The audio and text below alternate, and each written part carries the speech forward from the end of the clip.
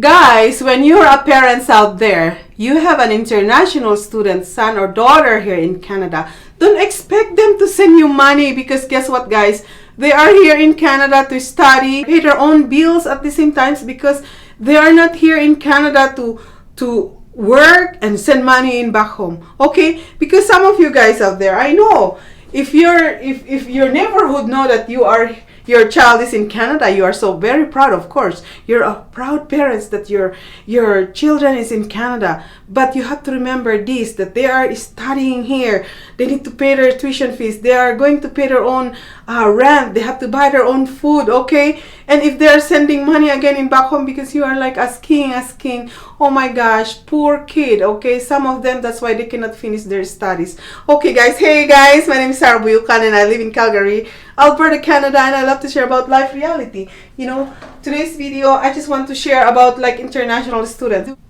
This is what I'm doing every day, just to wash the and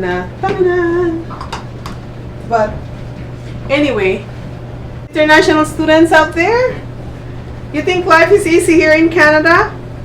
Well, it depends. Life is not easy. Just put that in your mind, okay? Because everything is expensive. Everything is expensive, and it's true. Oh my goodness. So anyway, but if you have a family who can help you here, then that's the difference, yeah? I just want to answer one of the questions, guys. Where's the question? It's in Tagalog. And, okay ba na mag-student visa, may matitira ba sa sahod? Okay. One of the aspirant immigrants out there, or aspirant international student here in Canada, asking if can survive like studying in Canada. Do you think you have enough money after all you paying all the tuition fees, your food and everything? Do you still have money enough? Okay, you know what? Let me tell you this. If you are planning to come here in Canada as an international student, you need to be financially ready, okay? Because this is the reason why so many thousands of international students coming to Canada, they pretend that they have the money in the bank. The government of Canada approve you because they will expect that you come to Canada to spend, like they won't help you financially, okay? They won't offer you a student loan. They don't give you any grants. Like us, permanent resident or Canadian citizen in Canada, they let us study here and they give us extra money, allowance to study, okay? For you as an international student, you don't have that benefits, okay? Some of you guys who have a family, you stay in your brother or sister, you have a free board and lodging. You are lucky enough, but not all people have that opportunity to have brother and sister who can help them free board and lodging, okay? So you need to be financially ready, okay? Because you don't expect to arrive in Canada, you have a job right away. Okay? If you are coming to Canada, no relatives, don't expect like government will help you. Whatever you promise or show to the government of Canada that you have this amount of money, you need to bring that, okay, please. Because why? Let's say you are family of 3 and the wife is the principal applicant as an international student, and the husband, the government of Canada give the husband an open work permits for your husband to work like any type of job, because the government of Canada is going to give them like an open work permit. So, and if you have small children, they can go study in Canada from kindergarten to grade 12 and you don't need to pay their tuition fees, okay? So that's the good thing when you are international students, because you can come as a whole family here in Canada. But as I said, you need to be financially ready because that is the most important. Some students out there, they come to Canada and like, you know, they're not get used to go to school and work at the same time and pay bills. And if suddenly they come here and that's the reality life you are going to do here. Some landlords, they will ask your 1 month deposit. So if you're going to put 1 month deposit, then you have to have enough money, you know. 1 month deposit plus you have to buy your own food. And what if your room that you are renting have nothing, like no bed, and of course, what if you have no nothing, everything. So you need to prepare, okay? Oh my gosh. The reason why is because I know out there some people are like, okay, I have a relatives, I will go to Canada, they will help me. No, people here in Canada is no free, okay? Think about that, guys. Oh my goodness sake. We are paying bills. You're using their toilet, you're going to flush. Those are bills. Flushing water, we're paying it, okay? So you need to think it that way, okay? And it doesn't matter you have a relatives here in Canada, hoy, you need to work. They cannot just give you free everything. Oh my God, I remember. Oh my gosh, let me just make some story that I met one lady.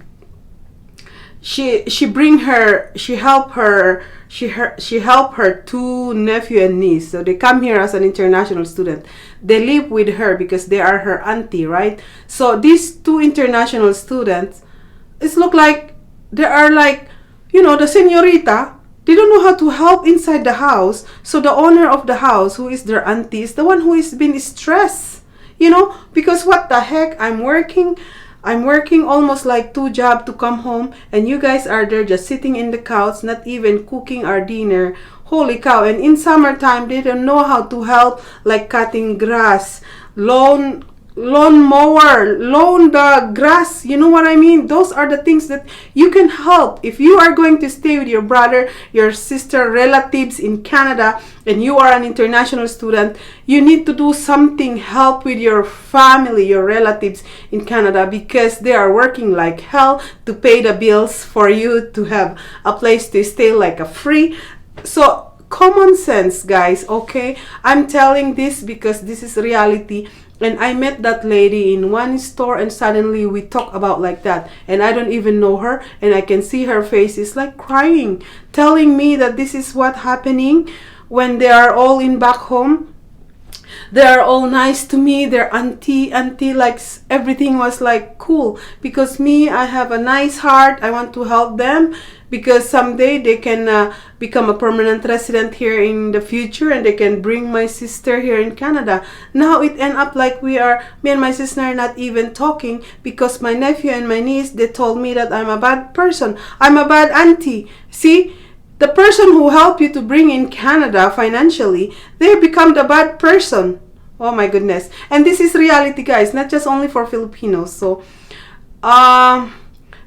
use your common sense when you come into Canada. If you are a young person who are never been work in Philippines or in whatever country you come from, learn things. Those are simple things. The house, the cooking, washing clothes. You know, we are in Canada. We using machines. Okay, so you don't need to wash by hands. So those are the things that you need to before you come to Canada. And if you are a parent, you know your children, you know your child, because you want your child to come and study here in Canada, right?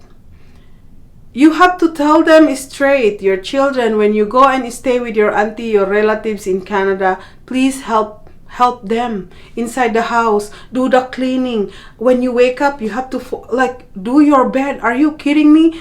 Some of you guys, oh my God, I'm not going to make it like everybody's the same, but you know, it is happening, guys. You know, even simple things, you don't even know how to cook your food. How can you survive in Canada? You know, you come here and nobody's gonna cook your food. You have to do it yourself and wash your own clothes. Don't just sit down in the couch and wait your auntie and your relatives to cook food for you. That's a shame on you, huh? If you do that here, because no way. The person who helped you to bring you here in Canada, they become stressed because of you. If you do that, go back to your country, okay? Or bring your parents here, your mom and dad, to do those jobs for you. International student, you are allowed to work, but it's a limited hours, okay? 20 hours per week. So if you do 40 hours beyond that limit, and it's in your work permit that you are only allowed to work 20 hours, you are violating the immigration. You might be deported if once they find out that you are working more than 20 hours, okay? So the purpose why you come to Canada is either you want to become a permanent resident in the future, right? So that's the main goal. So that's why I said if you are working 20 hours a week, that's not enough to pay your tuition fees. Might be that 20 hours is enough for you to buy your food and enough to pay your rent, okay? That's why I said if you are single, find a place like you can share one room, okay? One room means it's your own room, okay? Instead of renting like an apartment units or stay in a basement suite, it's a little bit expensive, then might as well just share with one room, okay? If you are alone, but if you are in a family, you need to, or your husband and wife, you can rent one room, but for sure the rent is a little bit higher still, okay?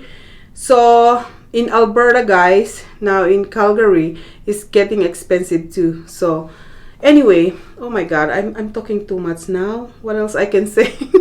I don't know why. I'm just reading about these comments, and suddenly I want to share this reality. It's because some of you guys, international student, they expect too much, okay? And also, guys, when your child is an international student here in Canada, you as a parents in back home, don't expect your child to send you money for your allowance. Come on. Their life is not easy. They have to go to work. They have to go to work. At the same time, they have to go to school. And that money that they are making is not enough to pay their own bills, to pay their own tuition fees. Because when we are talking about bills, they have the cell phone bills. They are riding the bus or the train. They need to pay those things. And if they are driving, they have to pay their car insurance, their gas, their, oh my goodness. So, and their food, plus the rent. So it's not enough, guys. Plus, when you are the parents in back home, expecting your child to send you money monthly, oh my gosh, no, please don't do that to your children. When your children is in Canada as an international student, let them work. At the same time, concentrate with their studies and don't beg them, don't ask money from them, okay? Well, unless if your child really have an extra money, then why not, you know? But as a parents in back home, don't expect your child to send you money. Instead, if you're a parents out there, you are the one who going to send money to your child here for your child to concentrate in studies. And after study, you know, there's a chance they can apply for the permanent resident in Canada, and that's the time. Once they become a permanent resident, then that's the time, you know, money is coming because they can apply what they study here, or they can make more money, or they can work like more than 40 hours a week. Then they have enough money to send it to you, okay? So it's just, sometimes it's just a common sense, guys, because sometimes for us parents, when we are so proud, like, oh, in our neighborhood, my daughter is in Canada studying. So your neighborhood think like, oh, you have so many money, because in their mindset is Canada is like money, you know. But the reality is your child is here to come here and study, not to work like 40 hours, okay? You as the parents supposed to help. But anyway, oh my god, I don't know what I'm going to. Anyway, guys, that's all for today, guys. So I didn't really make a lot of videos for the previous days because you know, my voice is not easy to talk. So anyway, you guys take care, and I'm going to continue my job here. I'm here actually in 12 tribes, and I'm doing my laundry, and I have to fold. And if you live in Calgary, if you live in Calgary, guys, go for massage, you know, because go for massage. Use your work benefits, then you don't have to pay. That's how it is, the benefits. And you know what? Lots of international students, when they are working in a company, they have benefits, good benefits. Sometimes they are stopping by here in 12 tribes. I met them. Some of them are my subscribers, and they have a good benefit. Some of them are like 100% or 80% or 50%. Depends on the company, hey? Because not all are the same for the benefits. So I'm talking about the benefits. It's not the same like the Alberta Health Card number. Alberta Health Card is different because that's where when you get sick, you can use that, and you go to the clinic, go to the emergency, you need to have that healthcare card. But like the work benefits is different. When you work in a company, the work company said like, okay, you are free to use for free massage, for chiropractic, or for your physio, or you go for your dental, or if you're sick, there's a prescription for your medication, then use your work benefits for that. They will give you the card for that, okay? But not all company will offer like a benefits, because especially those private, they don't do it. This is only how I help my husband. If you're the person who hate to wash clothes by your hand, Canada is the best place for you. Because you know, in Canada, it doesn't matter you are poor or rich, they always have these washing machines. Okay?